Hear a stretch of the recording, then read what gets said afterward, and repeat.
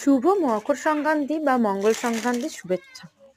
আজ দেখো মকর সংক্রান্তি উপলক্ষে পুজো তো দেওয়া হয়ে গেছে, প্রসাদও খাওয়া হয়ে গেল, আর এবারে হাত মুখ ধুয়ে নিয়ে এখন আলপনা দেওয়ার পালা। তো বড় মাদের বাড়িতে আসছি আলপনা দিতে। বড় মাদের বাড়িতে যেহেতু কেউ নেই সেরকম আলপনা দেওয়ার, সেই জন্য আমি দিতে আসলাম। আর দেখো যাদের বাড়িতে কেউ থাকে না বা আলপনা দিতে পারে না, অনেকেই আছে, আমার মা যেমন আলপনা দিতে পারে না কিন্তু ছড়িয়ে দিয়ে দেয়, সেরকম ভগবানের কাছে যাই হোক যে যেরকম পারবে দিলেই হলো। আমরা কিন্তু অত ভালো আঁকতে পারি না, যেরকম পারি সেরকম ভাবে আলপনা দিলাম। টিপস সই দেওয়ার থেকে হাতের লেখা যেমনই হোক না কেন সেরকম ভাবে সই করে দিলাম। আর বড় মাদের বাড়িতে হয়ে গেছে দেওয়া, তারপর আমাদের বাড়িতে পালা।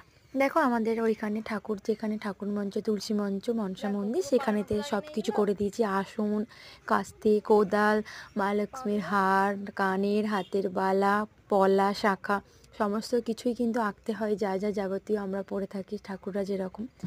আর এই যে এখানে দেখো পা করে নিয়েছি, আর পায়ের ওপরে এবার সিঁদুর দিয়ে দিচ্ছি। সিঁদুর দেওয়ারই নিয়ম। পুজো কিন্তু হবে আমাদের রাত্রেবেলা।